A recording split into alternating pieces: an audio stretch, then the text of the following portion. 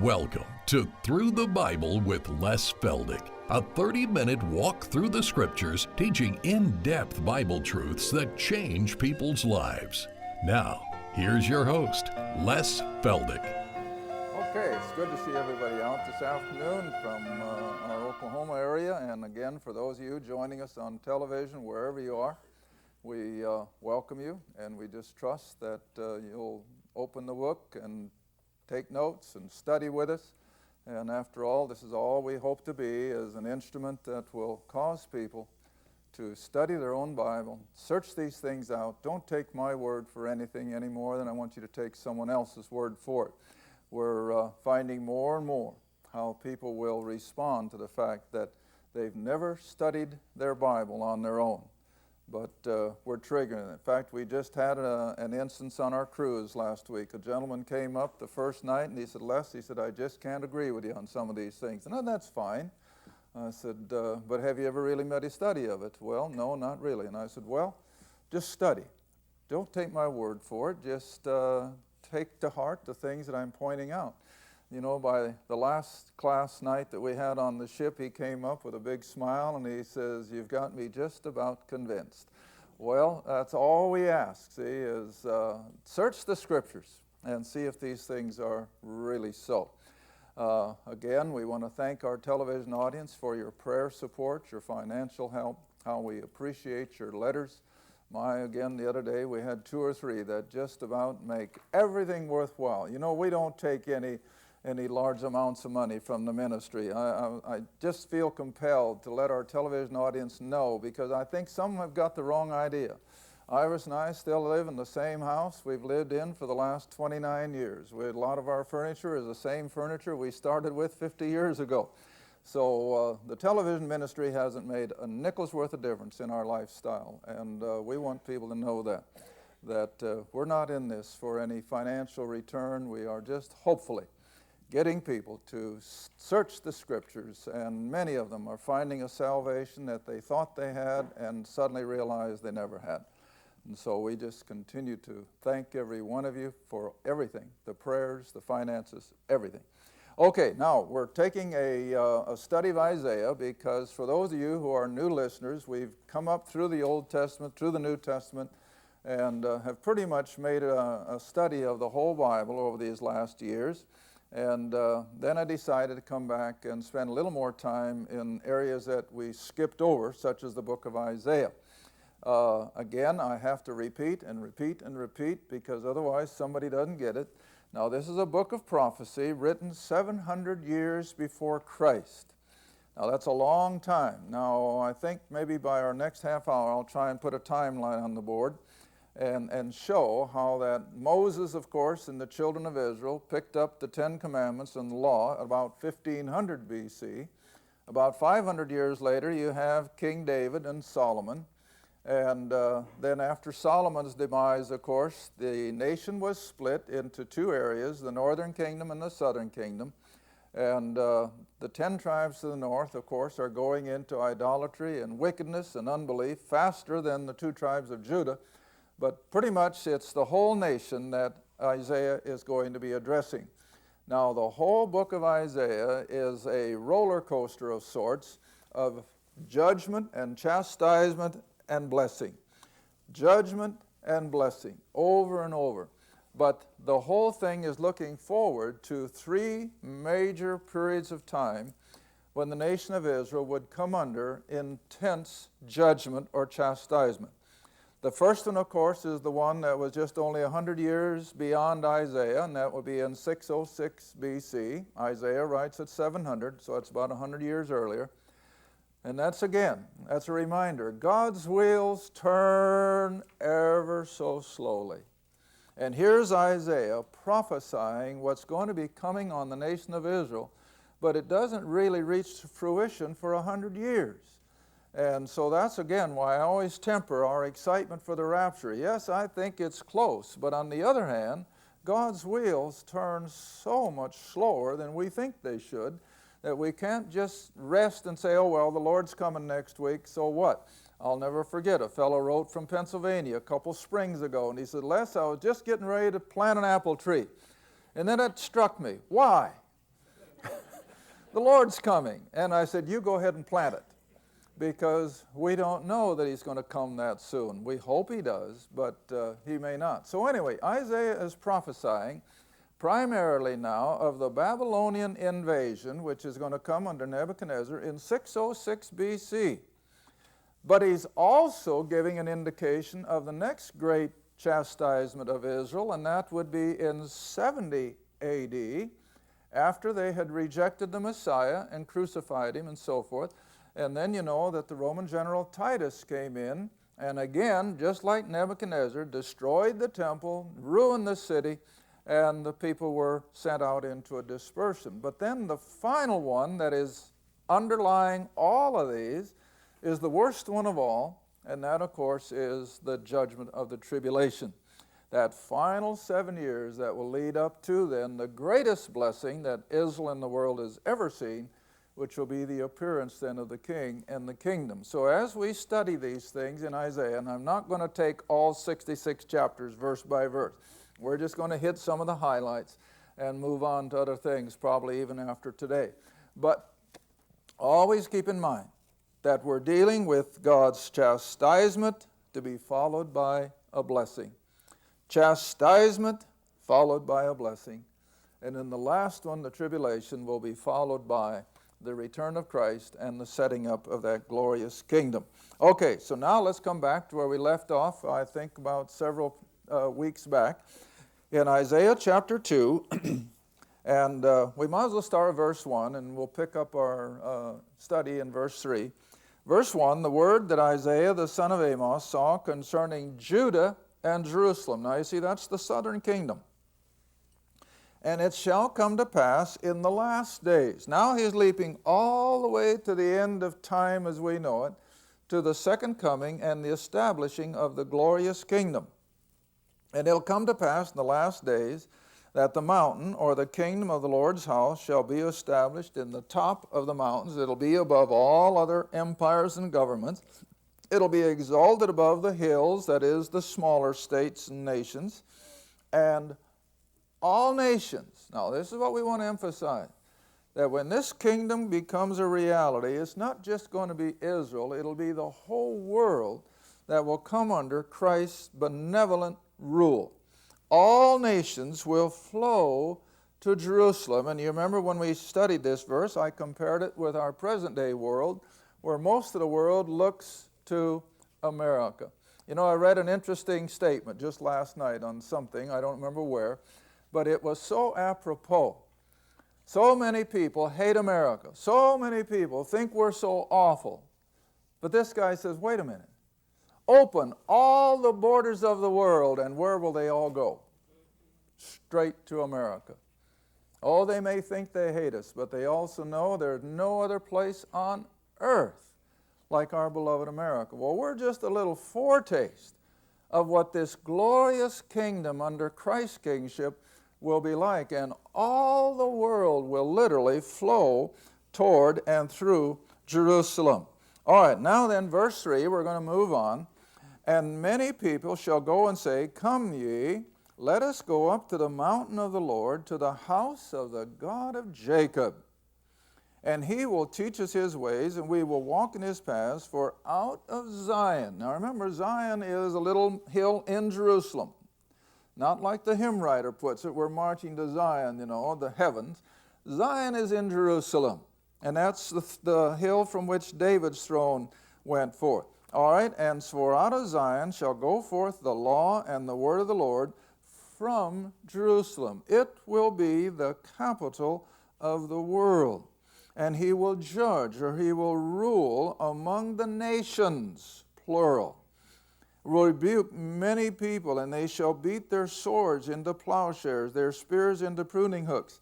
Nation shall not lift up sword against nation, neither shall they learn war anymore. It's this glorious coming kingdom. Now, all the Old Testament is looking forward to it, but the one that I like to compare the most is Amos. Now, if you'll move ahead with me, some of these are not easy to find, but find Daniel, Hosea, Joel, and then you should come to Amos.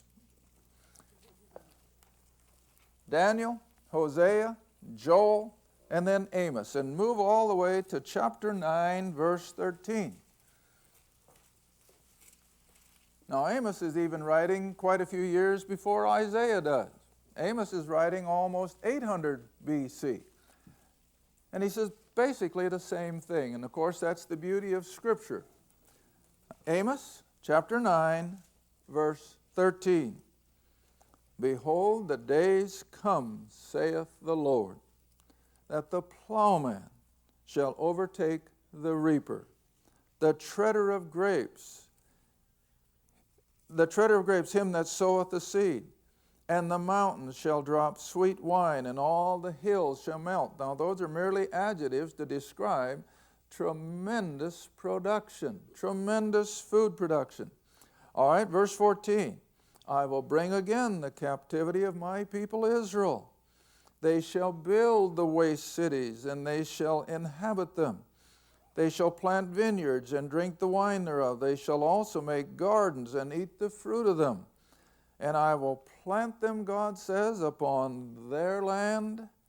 They shall no more be pulled up out of their land, which I have given them, saith the Lord. That's their prospects. It hasn't happened yet.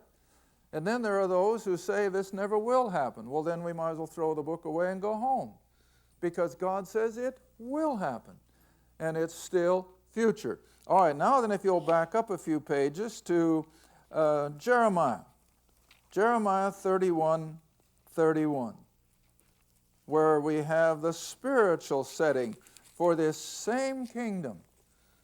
It's going to be physical. They're going to be people, regular flesh and blood people who are reproducing. They're having children. They're having families. And this will be the spiritual setting. Jeremiah 31:31. And again, this hasn't ever happened yet, but it's going to. Now, for the born-again believer, we have a taste of it. We certainly have a segment of this that is as a result of our salvation. But for the nations as a whole, no, this has never happened. All right, Jeremiah 31:31. Behold, the days come, saith the Lord, that I will make a new covenant with the house of Israel and with the house of Judah. This is what we call the new covenant. It's not made to the church, it's made to Israel. All right, now verse 32. Not according to the covenant that I made with their fathers in the day that I took them by the hand and brought them out of the land of Egypt, which covenant they broke. Now it's speaking of the Ten Commandments, the Mosaic covenant. Israel never was able to keep it, see? All right, but this is what's going to happen when Christ finally returns and sets up this glorious kingdom. Verse 33, but this shall be the covenant that I will make with the house of Israel. After those days, saith the Lord, I will put my law in their inward parts. It's just going to be part and parcel of them. I will write it in their hearts. I will be their God, and they shall be my people. They will teach no more every man his neighbor and every man his brother, saying, know the Lord, for they shall all know me. There will be no opposition. There will be no unbelief. See? All right, coming back then, if you will, to Isaiah chapter 2 again. Now we're going to run into some verses that depict the opposite side again. This is the glory in their prospect. But this is Israel at the contemporary time that Isaiah is writing. Their worldliness, their wickedness, their unbelief. See? All right, verse 6. Therefore thou hast forsaken thy people, the house of Jacob, because they replenished from the east. They are soothsayers like the Philistines. They're no different than the pagan Gentiles around them.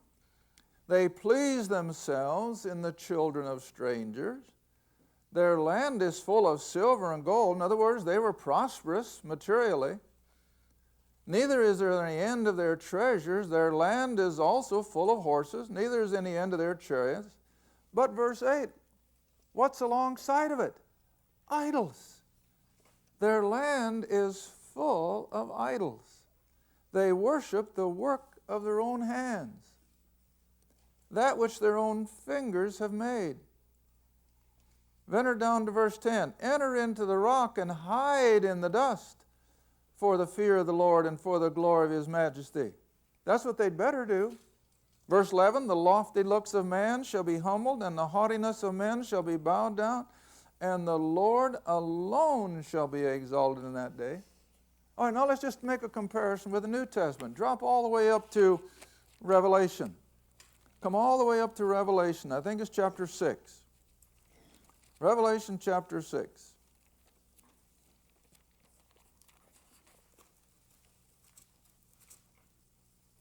Verse 15 and 16. You see, God never changes. Basically, the human race never changes. You know, we like to think we're living in a modern era. Well, I'm going to show you if we have time in this program. Nothing has changed. Nothing has changed. Not even the apparel of the female of the race. It's all the same. All right, but look at this one. How it compares almost word for word with what Isaiah wrote. Revelation chapter 6, verse 15. Now this is at the end of the tribulation, or not the end of the tribulation, in the heart of the tribulation, really, about the midpoint. And the kings of the earth, and the great men, and the rich men, and the chief captains, and the mighty men, and every bondman, every free man, hid themselves in the dens and in the rocks of the mountains. And they said to the mountains and rocks, fall on us, hide us from the face of him who sitteth on the throne, and from the wrath of the Lamb. God isn't always a God of mercy and grace. He has shown his wrath in times past, especially with Israel, but the greatest showing of his wrath is yet future. And then verse 17, for the great day of his wrath is come, and who shall be able to stand? Well, that's the New Testament account of the final judgment, which will be those last 7 years. All right, back to Isaiah chapter 2 again. Isaiah chapter 2, verse 12. For the day of the Lord of hosts shall be upon every one that is proud and lofty, upon every one that's lifted up, he shall be brought low. Verse 13, upon the cedars of Lebanon, which is always a biblical description of beauty and I think pride and arrogance, the cedars of Lebanon. They're high and lifted up, and all the oaks of Bashan. Verse 14, on the high mountains and on the hills that are lifted up, and so on and so forth. And then come all the way down to verse 19 again. They shall go into the holes of the rocks and the caves of the earth, for fear of the Lord and for the glory of his majesty, when he ariseth to shake terribly the earth. In that day a man shall cast his idols of silver, his idols of gold, which they made each one for himself to worship, to the moles and to the bats, to go into the clefts of the rocks, their fear of the wrath of God, and into the tops of the ragged rocks for fear of the Lord and for the glory of his majesty, when he ariseth to shake terribly the earth. Well, you continue on in chapter 3 now, and you'll find that it's the same thing, how God is going to be dealing with his idolatrous, wicked, worldly-minded nation of Israel. And the judgments are sure.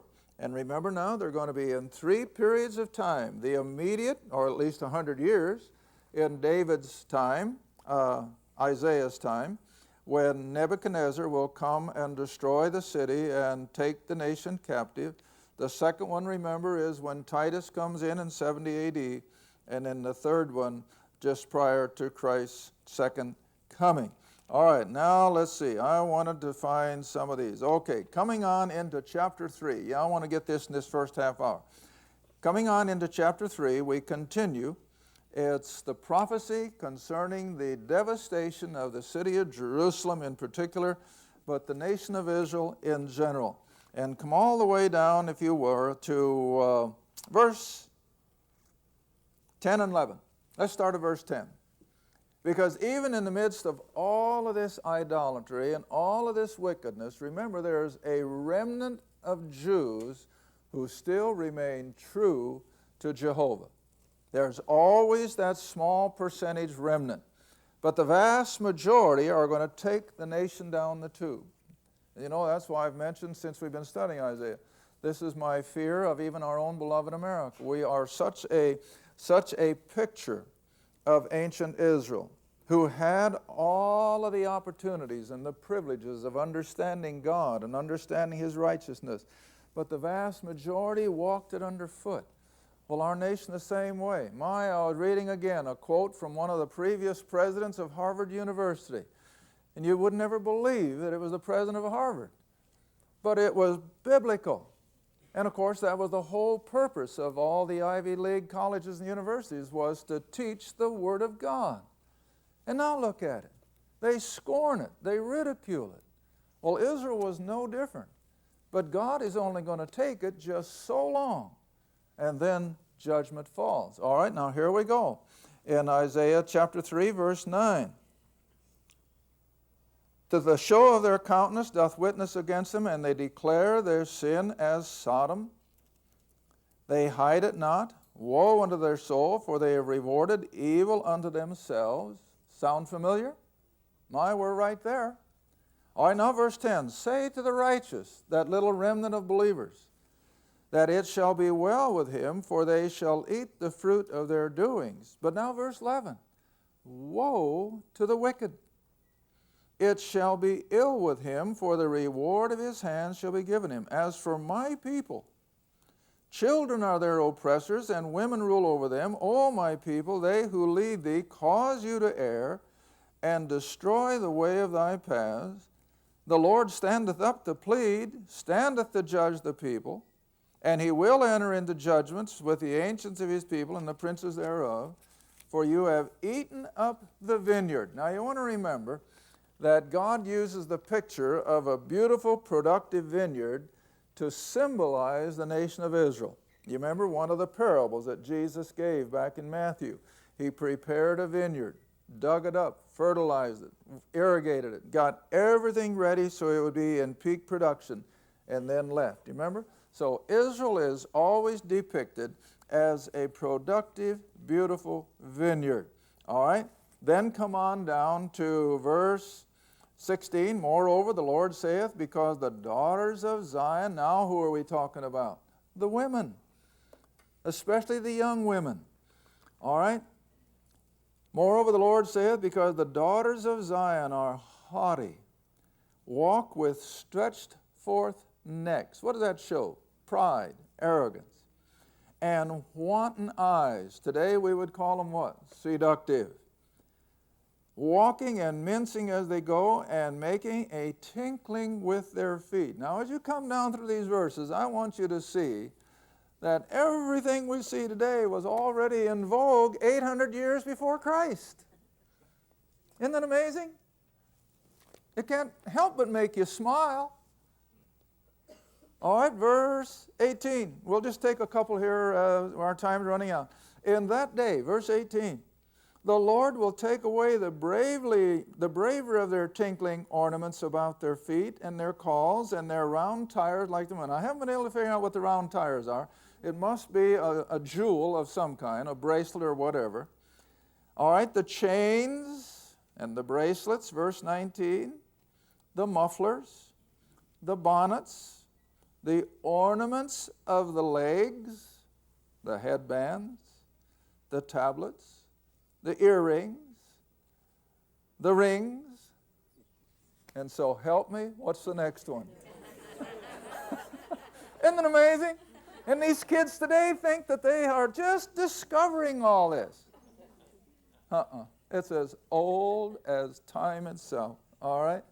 The nose rings, the nose jewels, verse 22, the changeable suits of apparel. Well, this comes right out of a fashion magazine, doesn't it? The changing suits of apparel, the mantles, the wimples, the crisping pins, the glasses, the fine linen, the hoods, the veils. It's all right there. And we're no different today. God hated it then. He hates it now. But oh, they think that this is a sign of being modern. Well, I think I've made my point. It's as old as time itself. All right, now then, to finish up our minutes we have left. Verse 24, it shall come to pass. Because, see, Israel has gone to the place that's all they're living for. That's all that matters to them. Their material wealth. Their everyday living to satisfy the desires of the flesh. God didn't mean anything to them. He was so far removed from their thinking. All right, so it shall come to pass that instead of the sweet smell, there shall be stink, it'll be an odor. And instead of a girdle, a rent. Instead of a well-set hair, a beautiful, well-coiffured hairdo, it'll be what? Baldness. What a difference. And instead of a stomacher, a girding of sackcloth. Burning instead of beauty. The men shall fall by the sword, and the mighty in the war. Her gates, now we're speaking of Jerusalem in particular, her gates shall lament and mourn, and she being desolate shall sit upon the ground. What does that depict? Not even an easy, comfortable chair to relax in. Everything that they thought was so important would be taken away. Now, it hadn't happened yet. You know, that's the beauty of prophecy. It writes as if it's already past, but it's still future. And of course, this is looking forward to the time when first the Syrians will come in from the north and take the 10 tribes. And then about 100 years after that, here comes Nebuchadnezzar and the Babylonian horde, and they besiege Jerusalem, and thousands upon thousands of Jews lost their life in that siege. And then finally they break through and they destroy that beautiful temple. Now remember, all during this time, that glorious temple of Solomon is at the heart of all of Israel's thinking. Oh, they're religious to the hilt. They're proud of their temple. But there's no spiritual life. They are wicked. They are idolatrous. They're worshiping the gods of the pagans around them. And of course, that's going to be the primary purpose then of the Babylonian captivity, which will last 70 years, after which that remnant comes back from Babylon, will never again worship idols.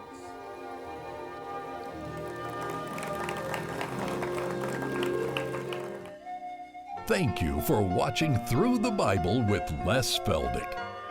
Through the Bible is a partner-supported ministry. If this program has been a help to your study of the Scriptures and you'd like to see others enjoy the teaching, your support would be greatly appreciated.